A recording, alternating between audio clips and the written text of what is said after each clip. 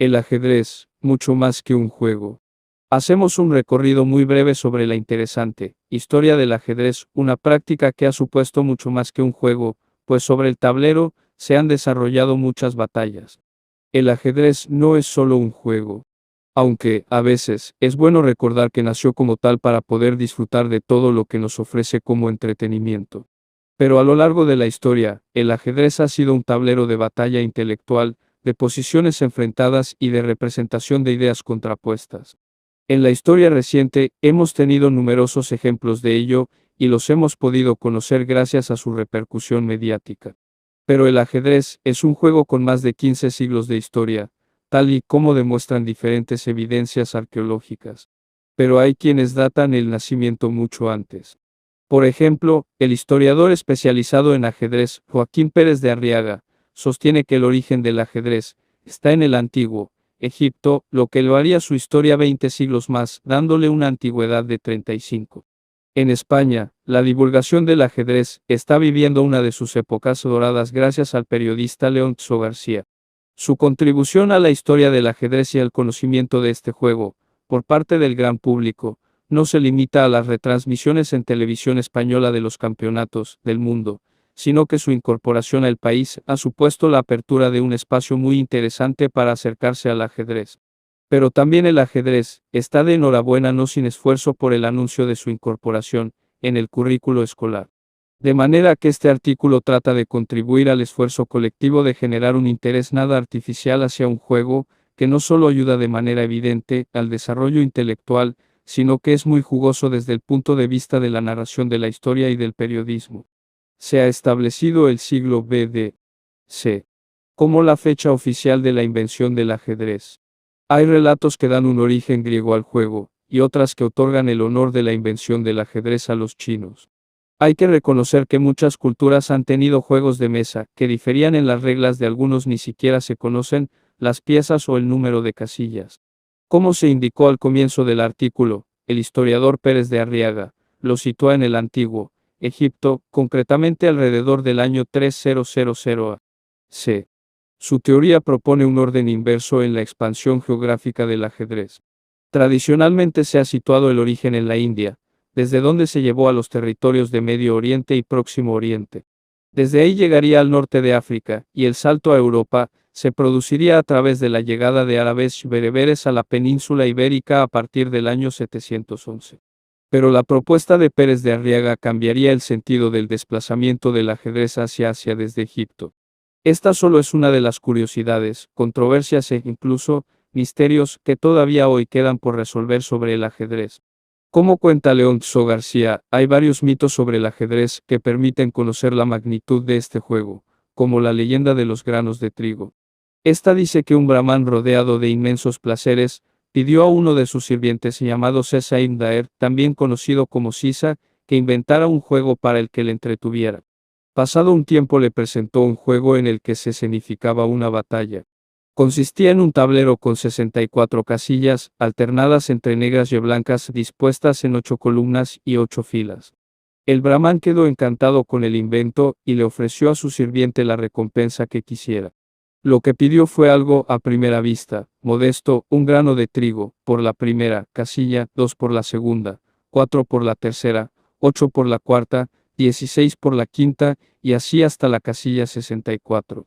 Esta leyenda es utilizada como problema matemático, para practicar con los exponentes, y la cifra es mayor que la que se podría pensar a priori: más de 18 trillones de granos de trigo.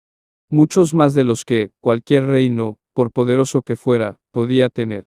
Pero los mitos nos permiten conocer la magnitud de ciertas cosas, pero no son hechos probados.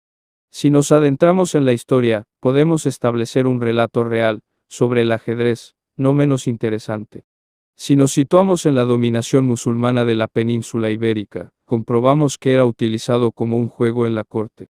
Las partidas solían ser largas, y eso era motivo para que, alrededor de ellas, se organizaran fiestas, bailes o encuentros amorosos. Pronto se convirtió en un juego, como señala el periodista Leonzo García, que no entendía de clases sociales ni de etnias. El rey de Castilla Alfonso X el Sabio ordenó recopilar en un libro, conocido como el Libro de los Juegos, algunas explicaciones sobre el ajedrez. En él se exponía que era un juego muy apropiado para la buena convivencia entre cristianos, judíos y musulmanes. Hemos dicho que el ajedrez era un juego lento en su versión árabe, también llamado ajedrez antiguo, y por eso las partidas podían durar horas o incluso días. La razón es que no existía una figura tan poderosa como la dama, con gran movilidad. Esta incorporación es una aportación española, y se creó en homenaje a una reina con gran poder, Isabel la Católica. Desde aquel momento, a finales del siglo nace el ajedrez moderno y cambia completamente la forma de ver el ajedrez. Se convierte en un juego más ágil y se desarrollan nuevas normas como el enroque, en un solo movimiento o la captura al paso. Además, todas las teorías sobre aperturas y el desarrollo de partidas, se replantean y se extienden por toda Europa gracias al desarrollo de la imprenta. Esto lo cuenta con claridad Agustín Mesquida en su documental, titulado La Dama del Ajedrez. Revolución Francesa. En el contexto de la Revolución Francesa, se producen dos historias muy significativas relacionadas con el ajedrez. Al menos, son las más conocidas. La primera de ellas, la podemos fechar en vísperas de la Revolución, en un lugar emblemático para el ajedrez europeo, durante los siglos XX y XX, el Café de la Regencia. En él se reunían personajes ilustres y reconocidos por diferentes motivos como Robespierre, Napoleón Bonaparte, Diderot o Benjamin Franklin durante su periodo como embajador en Francia. Pero también en él jugaron los grandes ajedrecistas de la época, entre los que estaba François-André Danican, más conocido como Pilidor. Pilidor acuñó una frase tan poética como cierta para la práctica ajedrecística: los peones son el alma del ajedrez, como señala Leonzo García. Para valorar una buena posición en el ajedrez, se estudian las posiciones de los peones. Pero es muy curioso que, a pesar de las diferentes consideraciones revisionistas sobre los protagonistas de la Revolución Francesa, esta frase se pronunciara en un momento en el que se levantaron los peones de la sociedad, los ciudadanos de a pie comenzaban a obtener un mayor reconocimiento al igualar sus derechos con los de las clases privilegiadas. Pero también hay otra cuestión relacionada con el ajedrez y la política de los años de la Francia revolucionaria. Se trata del duelo producido en el tablero entre la Bourdonnais y Menos. El ajedrez ha sido escenario de batallas diversas, desde las que son extraordinarias por la estrategia llevada a cabo por las piezas como combatientes hasta aquellas en las que no solo había un combate figurado, sino ideológico. Donné, el primero, francés, mantenía una postura defensora del movimiento revolucionario de su país, mientras que Macdonald era representante de la Inglaterra imperialista que expandía su poder gracias a su flota y sus colonias repartidas por todo el mundo. Recordemos que Napoleón Bonaparte mantuvo una rivalidad absoluta con Gran Bretaña, incluso, planeó la invasión de las Islas Británicas. Finalmente, Napoleón impuso un bloqueo comercial a Gran Bretaña que hizo mayor mella en las arcas francesas que en las británicas. Capitalismo y comunismo. En el siglo se produce un fuerte choque entre dos ideas opuestas y relacionadas con la economía y la organización social, el capitalismo y el comunismo. El capitalismo surge con las revoluciones liberales e implica una libertad de empresa y de comercio, asociado a una escasa intervención del Estado en la economía, en contraposición al control estatal absoluto durante el conocido como Antiguo Régimen. El comunismo surge como oposición al capitalismo en el momento en que el modelo económico lleva a una confrontación entre los trabajadores y los propietarios de las fábricas y, por extensión, de los medios de producción. Los obreros recibían pagas escasas, inferiores a su producción, y comenzaron a surgir movimientos sociales asociados a la mejora de las condiciones laborales de los obreros. Teóricos como Karl Marx y Friedrich Engels escribieron obras que llevaron a sentar las bases del socialismo, el comunismo y el movimiento sindical, entre otros. El ajedrez no quedó libre de intensos duelos entre jugadores representantes de ambas corrientes económicas y sociales. En su punto más primitivo, podemos encontrar cierta rivalidad entre Capablanca, brillante ajedrecista, cubano, y Alekhine, de origen ruso pero nacionalizado en Francia.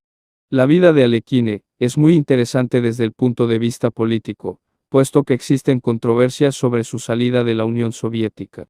Su origen burgués le provocó ciertos problemas con el régimen comunista. Sin embargo, hay dudas sobre si salió de la URSS de manera clandestina, o tenía permiso para ello. Hay posturas que defienden que deseaba marcharse de la URSS y distanciarse del régimen comunista, y otras que colaboró con el gobierno ruso en tanto que trabajó para la Comintern y Internacional. Lo que está claro es que se asentó en Francia, donde se nacionalizó en 1926 y que mantuvo un duelo durante muchos años, contra otro de los grandes ajedrecistas de su tiempo, Raúl Capablanca. El primero, representante de las ideas comunistas procedentes de Europa, y el segundo representante de una América liberal y en crecimiento económico. Pero hay un duelo aún más intenso entre el capitalismo y el comunismo, que se produjo en plena Guerra Fría. Se trata del enfrentamiento histórico entre Bobby Fischer, joven estadounidense, y el campeón del mundo de ajedrez de 1969 Boris Spassky. Entre ellos se desarrolló lo que se conoció entonces como match del siglo. Desde 1948 el campeón del mundo siempre había sido de la URSS Mikhail Botvinnik o Vasily Smyslov, Mikhail Tal Tigran Petrosian y Boris Spassky, y la llegada de un estadounidense que pudiera arrebatar el título a este país donde el ajedrez era un auténtico símbolo nacional, inquietaba a las autoridades. El encuentro sucedió en Reykjavik en 1972. El resultado fue el encumbramiento de Bobby Fischer como el primer estadounidense en ganar el campeonato del mundo.